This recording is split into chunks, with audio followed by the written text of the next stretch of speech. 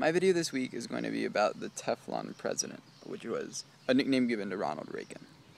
So, Ronald Reagan was known as the Teflon President because he had this ability to completely absolve himself of any blame from any negative repercussions of his political career.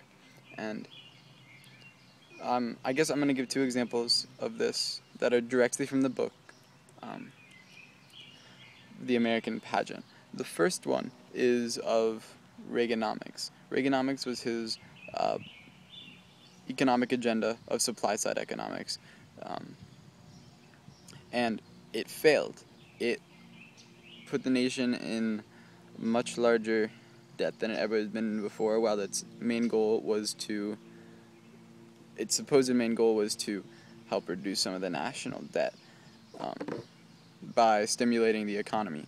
But instead, it raised the level of national debt tremendously. But Reaganomics is oftentimes remembered as a political success because it did accomplish his political goal of reducing the size of government. As the book says, it contained the welfare state, which was their main objective. But there was still that whole aspect of Reaganomics that did fail. It did put our nation into large amounts of debt, but he was able to completely avoid being associated with that in the public eye. Another way that he was able to disassociate himself from many of his failures was in the Iran-Contra affair. Essentially, there was a group of Nicaraguan counter-revolutionaries. That's what they called themselves, and they were known as the Contras. And the United States government had a very strict policy that they wouldn't... I don't know what happened here. I guess my video got cut off for like a few seconds. I was trying to say that they had a serious policy to not get involved with the Nicaraguan Contras. Like, they wouldn't give them any money. But in the end, they did. Iran negotiated for the release of American hostages, and the United States gave some of the money to Iran. And Iran had then turned around and gave that money to the Nicaraguan Contras. And the United States knew this was happening, but we didn't stop. And that was a direct contrast to what our policy said, which is that we would not be helping the Contras. So there was this big scandal going on, known as the Iran-Contra affair, and it arguably ran as deep as the Nixon-Watergate scandal. There's people who believe that Reagan had knowledge that this affair was going on, and there were people that said, on the other hand, if he didn't know what was going on, he should have, and he's not being a very attentive president. But again, people didn't see it in either of these two lights. They saw it as he simply was unaware that there was this affair going on that he was completely uninvolved in. And so the question is, how is it that Reagan was able to completely disassociate himself from these blunders?